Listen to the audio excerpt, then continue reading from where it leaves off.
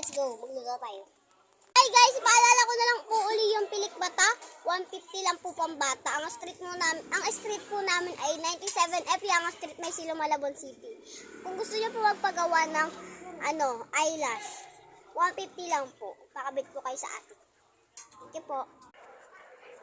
Guys, kapag budget ako, guys, magluto ko ng ginisang toge. Isang sayo pala, isang sayo. Isang sayo. Papatingin po guys sa inyo. Hi guys, pag may budget po ako, magluluto po ako ng ginisang sayote.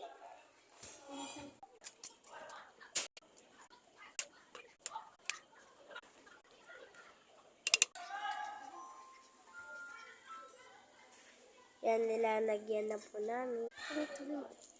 Ouch. Ay, naano kita?